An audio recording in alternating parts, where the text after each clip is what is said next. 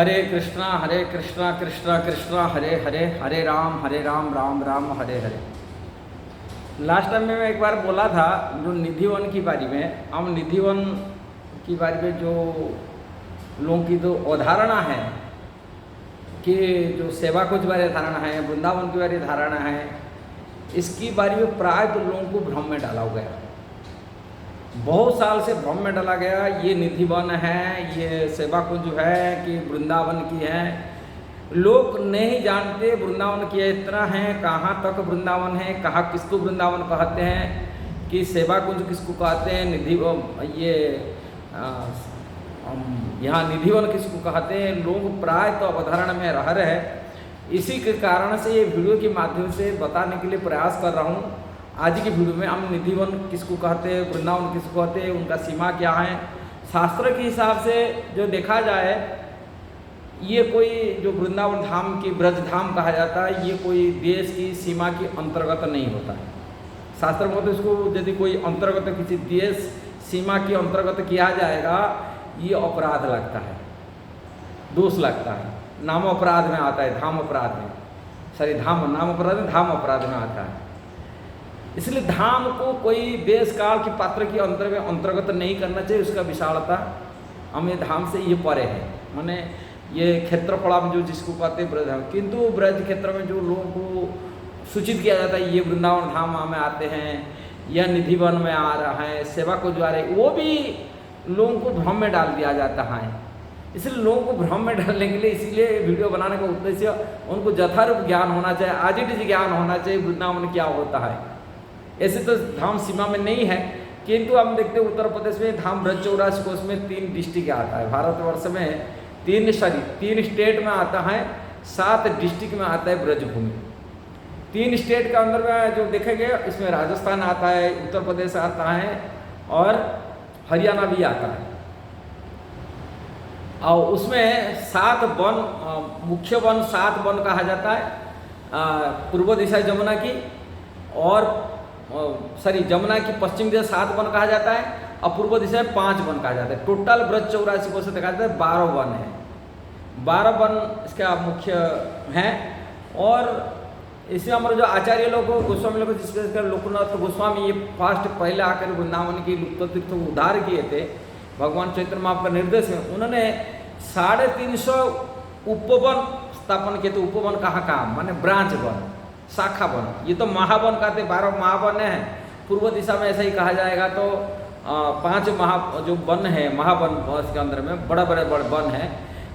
हम देखेंगे तो उत्तर से लिया जाएगा, पहले आता है भद्रा वन, पूर्व दिशा की, जमुना की पूर्व दिशा पर आता है भद्रा वन आता है। भद्रा वन बाद में भांड्री वन आता है। भांड्री वन बाद में बेल वन, श्री जी वन बोल का आता है। इसके बाद लोहो वन बोलते हैं। उत्तर दिशा में जाएंगे तो गोकुल महावन आता है। पूर्व दिशा, पूर्व और उत्तर, ये 5 वन है जमुना की पूर्व दिशा पर। पश्चिमी दिशा पर जब देखा जाएगा तो पश्चिम जो फास्ट आप देखेंगे, यह पूर्व दिशा देखें आएगा, फास्ट आएगा खद्री वन आएगा। खद्री वन आता है। खद्री वन के बाद में बीच में आ जाता है वृंदावन आ जाता है। फिर वृंदावन के बाद में आ जाता है मधुवन आ जाता है, जिसको मथुरा कहते हैं।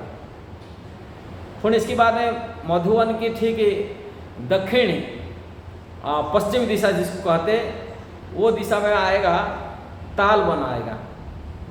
फिर उसकी ताल वन के ठीक पश्चिमी दिशा को देखेंगे तो आएगा कुमुद वन आएगा। इसके बाद में वृंदावन और ये ताल वन और यहाँ खद्री वन, ये एरिया को टच करता है। जैसे हम राधा कुंड वगैरह देखते हैं, राधा कुंड, गोवर्धन, ये सब बहुड़ा वन में आ जाता है। और ये सभी वन के पूरा पश्चिम दिशा में देखेंगे, पश्चिम दक्षिण दिशा पूरा आ जाएगा। पूरा लास्ट को जो आता है वो काम वन आता है। ये पूरी काम वन जो है ये नंदगांव से बाद में ये पूरी राजस्थान में आता है। राजस्थान में स्टेट को पूरा कवर करता है वो एरिया को, मैंने स्टेट में ये वन कहता है, ये काम वन। ऐसे 7 वन है, याद रख लेना चाहिए।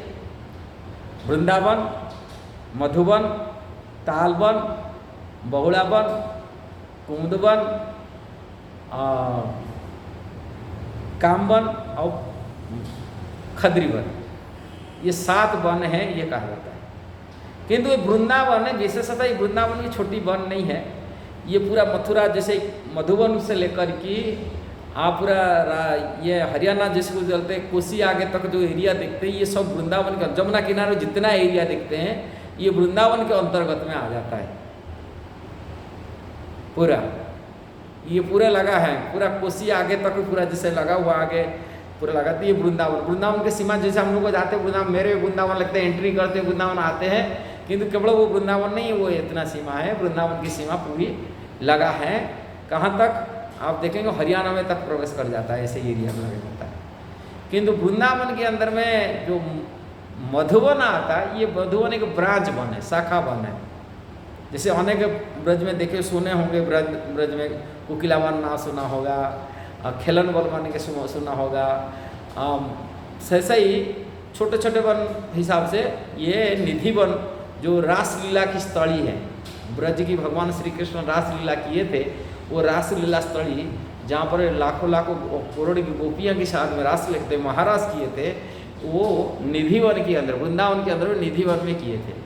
और निधि वन वर्तमान हम जो लोग देख रहे हैं, जो बाउंड्री के अंदर में देख रहे हैं, ये बाउंड्री नहीं है निधि वन, इतना ही है। ये छोटे से वन में लाखों करोड़ की गोपियाँ कैसे खड़ा हो सकते हैं।